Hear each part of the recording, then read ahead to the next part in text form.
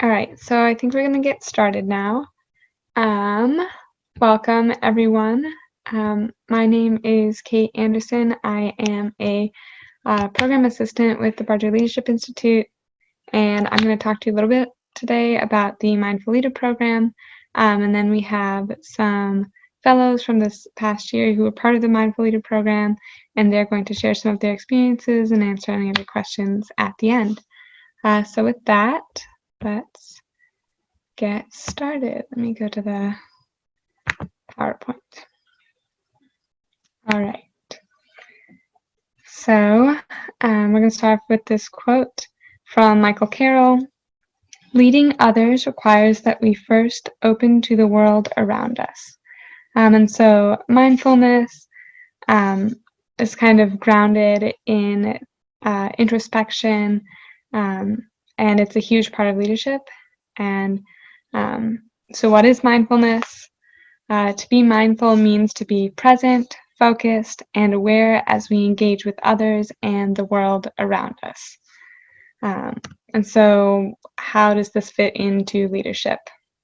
And mindful leadership is to embody and lead with a mindset of dignity, self-reflection, compassion, and generosity. And so the Mindful Leadership program is really centered on building that self-reflection, that compassion, that generosity, that dignity.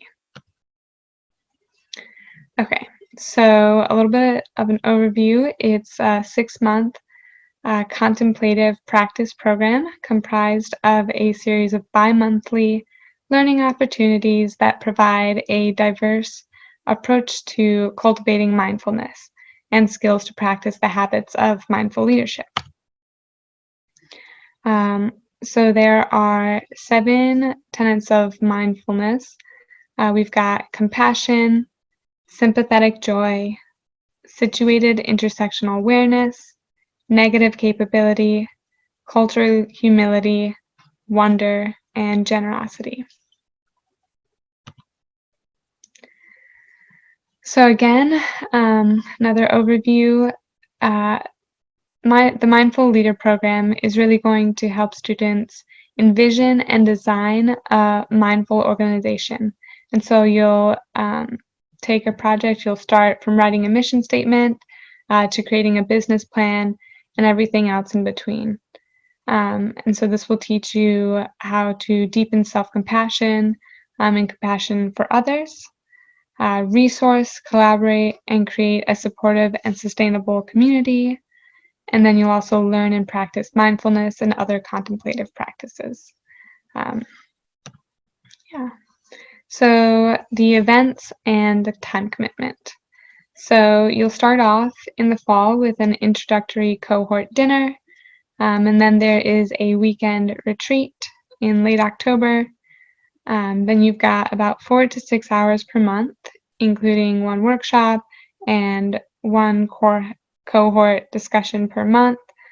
So those are events that you attend, and they count for your participation, and they're really cool. I had the opportunity to host a panel this last semester, to facilitate a panel, and it was really amazing. We brought in speakers, business owners from around the Ann Arbor area, and listened to how they build mindfulness and leadership into their businesses. And so it was a really, really cool event.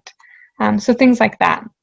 And then you wrap up in April with a final showcase, and that's going to be over this mindful organization that you spent time creating and building. All right, eligibility. So first of all, you have to be an undergraduate, currently enrolled and in good academic standing with the University of Michigan. You are currently enrolled or have successfully completed the Leadership Lab. If you don't know what that is, it's ALA 170, 175, and we can always answer more questions on that. Or you have participated in another advanced leaders program. Have participated in 1 or more BLI events/activities. If you have questions about what those are, we can answer that.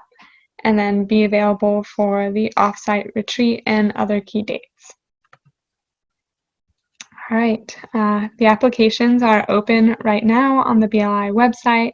They close on May 6th, and then there are interviews from May 11th to May 18th, and you'll receive a decision by the 24th of May. All right, and so now if we want to open it up to any questions for some of our members, we've got, I think, 3 or 4 of them in the crowd today, so feel free to either unmute yourself and talk or write it in the chat box. I guess I have a question is for the people who are previously doing this program. I guess, what was the most valuable thing that you learned from this, and did you enjoy having the aspect of like mindfulness integrated into it? I know I've never really done any like leadership kind of things that's been this focused on being mindful. I would say for me, the best part was actually developing a leadership philosophy. ALA 175 kind of teaches you like how to lead a team and how to manage a project, but this teaches you like here's one way you can go about actually leading a team, because there are a lot of different ways to lead teams. Like there's like a stark contrast. You just think about any political candidates, about how they present themselves and how they lead their teams, but this is teaching you an approach that I think is really effective. So for me, it was nice to be able to say like, what I'm going to emphasize when I'm working with others is compassion and empathy. Like I want to recognize like they have other things going on in their life.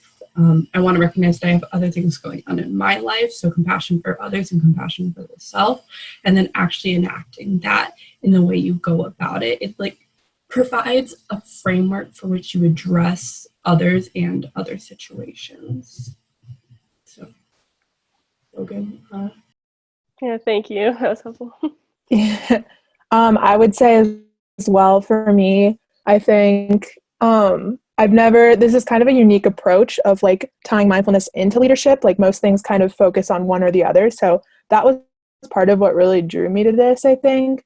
And I think one of the best things kind of throughout the program, we have a journal that we write in. We write in it at our meetings. We do it kind of on our own time in between meetings. And that has been one of the most valuable things for me to kind of take a step back, reflect on my days, because that's something that I don't really take the time to do. And even if you do in your normal life, like having a little bit of direction to kind of focus on what you're reflecting on, I think is super helpful. So that's one of the things that kind of got me focused on what I'm looking for in an organization post-grad, how I want to interact with people and how I can improve in that sense as well.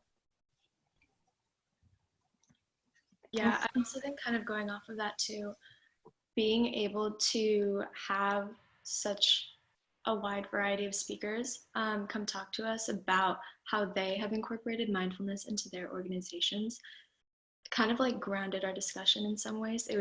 I think it can be such a big concept sometimes, and especially with it like being tossed around in the media, seeing leaders like in their positions explain, okay, this is how we create like an empathetic or a compassionate organization, and then seeing how they're so different from each other was honestly like really informative as well. So it looks like we have a question. What has been your favorite mindfulness event / discussion?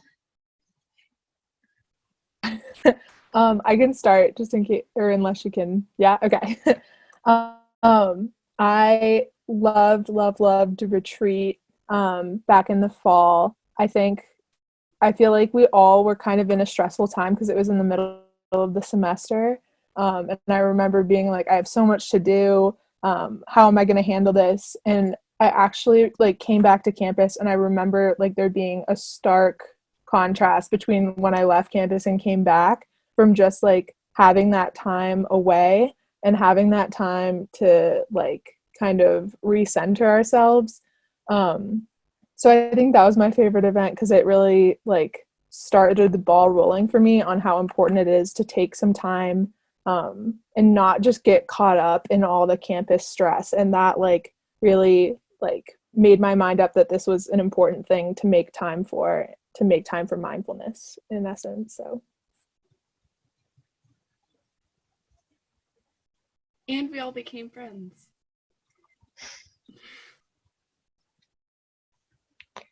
All right. We can move on to the next question. So, what kind of mindfulness practices do you do?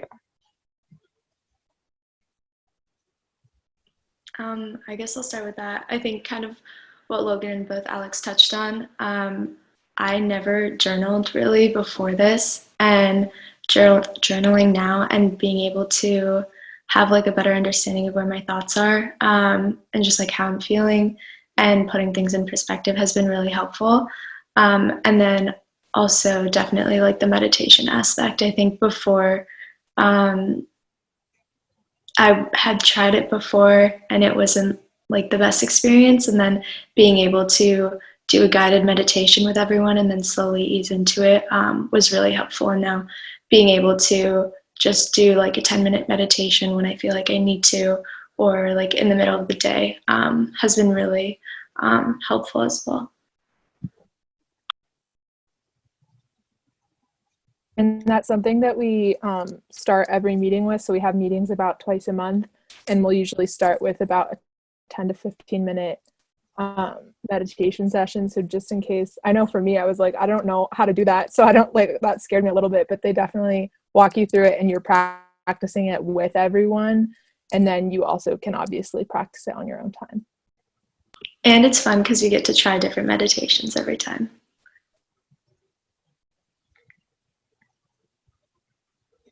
All right. Another question. Can you talk a little bit about past topics you guys have talked about in your monthly workshops and discussions? The slide that came up with those 7 different kind of elements during the first semester, we were basically covering like one of those a week, kind of like delving into them and journaling on them. Because some of those terms I wasn't familiar with, like negative capability. And then we also talked about how sustainability, like something like connecting to the earth and how our decisions, especially regarding sustainability, can have an impact on mindfulness. So we had a speaker come in from, was it Orc Studies? She's in Orc Studies. Yeah. And then we also did a poetry workshop in March from a speaker. What am I forgetting? The panel discussion that Kate had talked about as well, and Kate facilitated, about kind of the, I guess, corporate side of mindfulness and how you incorporate that into business. Also, the Mike Irwin talk about solitude. Oh, yeah. That was like one of the first ones that we had, which was fun because it was right after our retreat, I think. Right? Yeah. And then after the retreat, we played that game. What was the game? I forget what it was called. It was like the American Dream game, though. Yes. Yeah, and that right? about social identities and social inequality. And then I think also recently we've had discussions about how can you cultivate mindfulness with situations such as the one that we're in now, like the pandemic. Right. So you cover a lot of ground for sure.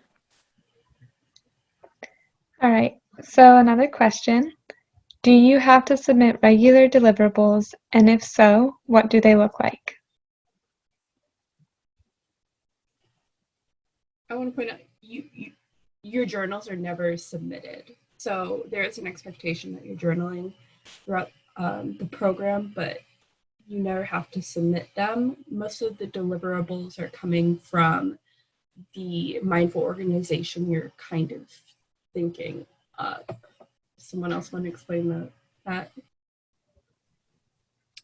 Yeah, so the only things I remember submitting, I think we had like 2 one-page reflections during the first semester, and then this semester has been totally focused on the like work side has been focused on the mindful organization. So we had kind of like a brainstorming session where you're thinking about what's important to you. And that's where you get your passion statement and your problem statement of what you're trying to address. And then out of that, you create a mission statement and then kind of a plan for what this mindful organization is going to look like. And it's a little bit hard to explain just because it's so broad and kind of open to what you want to do. So if you have an idea, that's great. I had no idea and kind of came up with things along the way. So yeah, it's very, very broad. And then actually this week we're submitting our final projects, which I think in the future would be actually a big kind of like presentation or like it's a showcase. For us, it's a little different, but that's the last thing we're submitting. And yeah, so they all kind of tie together and they're not like overwhelming, I would say. I wouldn't worry about the workload if that's anything on anyone's mind. I think also we have meetings or readings for every meeting. And those are, I think there's required and optional as well. And they just come from a variety of sources. So they're not like deliverables that you have to turn in, but they're something that you do before. So another question, could you all share your experience with the final showcase and what it's about? So we didn't get to have a final showcase per se. So ideally what we would have been doing is we've come up with this theoretical mindful organization that's solving some problem and addressing some passion of ours. So like, for example, mine was like a nonprofit looking at how to reduce sampling bias in social sciences. So there's this issue where we tend to oversample white educated Western populations in social sciences. And so it was looking at that. So in theory, we would have all gone before this final showcase and like presented our ideas and presented the structure of the organization, how we're including the elements of mindfulness in it. So we actually changed that up a little bit. So we didn't necessarily have to present on our project because it was also cut short. Like not all of us were able to like completely finish like the brainstorming behind it. So we presented kind of like a portfolio of what we did this year, kind of what we learned. And I think some of those might be uploaded to the website. So mine was basically a flip through of aspects of my journal that I thought really emphasized like what I learned in this program, especially like negative capability, which was something that was a big thing for me. All right. And then another question, can you talk about how the program cultivates a sense of community and collaboration?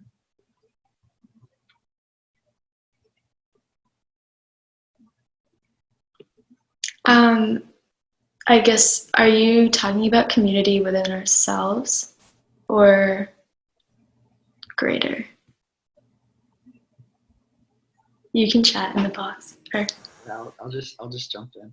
I guess both ways. I think the mindfulness leadership program, right? The entire kind of notion of it is to build like compassion towards other people, essentially. Yeah. Also, gain a better sense of yourself as a leader, but also to build compassion, right? So, how did it kind of cultivate a sense of community within yourselves and also like externally? So both. Yeah, I think that, I mean, one thing that's nice about the program is that it's 8 of us, right? And I think that's really like a sweet spot in terms of not being like too big and not being too small. A lot of it did start at the retreat. That's where we were all able to get out of Ann Arbor, like really just like put school on the back burner and get to know each other and where we come from. So I think a lot of trust was built during that time. I guess when we start bringing it out to the bigger like BLI community, it's kind of through like our discussions and also being able to go to these events and not realizing, but getting to know more individuals just in the general Ann Arbor community, or just like the business community who are showing these, I guess, are leading with like these characteristics, and have kind of been like an example for us. And I guess then us being able to take away from it as we move forward in our career paths. And I think the same thing rings true for collaboration. Thank you. All right, another question. How has this experience encouraged you to continue your work? Positivity labs, programs on campus, optimize internships, venturing out on your own, etc. For me, at least, I wanted to put into practice what I was preaching. So I was the president of a student org this year. One of the things that I really tried to focus on was increasing communication within the e-board for this particular organization, because historically it had been a really awful club to be on the e-board of. And I think when we increased the cohesion within ourselves, we got more respect from the department that was sponsoring us. We were able to get a lot more done, and I think we actually set the club on a much better path. I'm going to graduate school, and so one of the things that, as I'm thinking about like what I want my teaching philosophy to be and how I want to mentor undergrads, one of the things that I'm carrying with me from this program is really just like building up a sense of empathy and tearing down.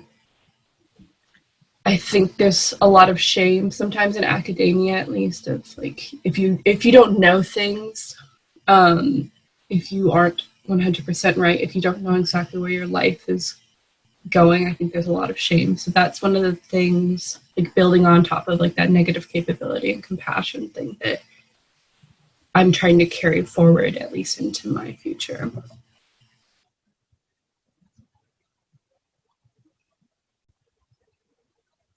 Yeah, I think also for me, kind of / very similar to Alex, it's knowing, like, trying to think of like the bigger picture of where I want like my life to be. And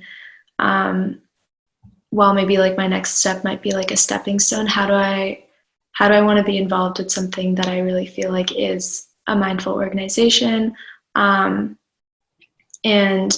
like covers the aspects that like I want it to cover.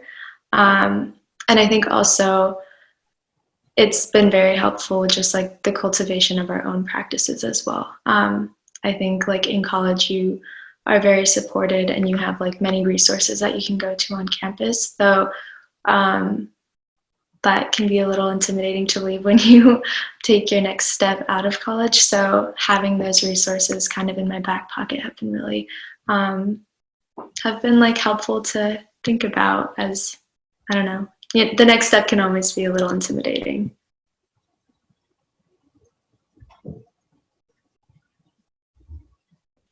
I'll just chime in and just kind of reiterate what they said as well. I think actually part of my final presentation is talking about how this program changed how I like interacted even within group projects like this year. So I definitely already recognize change in how I interact with a group. And I definitely think that'll carry over. And I think one of the main things as well is being able to recognize kind of what's important to you, what you value, and then kind of evaluate if that is present in the organization you're a part of. So I know for me, moving out of campus life and moving into a job, it's going to be important to be able to recognize if that's meeting my needs and coinciding with my values. So I think that those are really valuable tools that I've gained from this. And I do also want to say pretty much all of us were seniors in the program this year, but even if you're not a senior, like I'm so glad I got this in before I graduated, but I would have loved to have done it earlier because it can only help. So yeah. Awesome. Thank you guys so much for sharing. Doesn't look like we have any more questions at the moment. So if there's any, I don't know, like parting words you guys want to share, otherwise we can stop the recording and some of us will stay on until noon. So I'll open it up one more time to you guys, and yeah.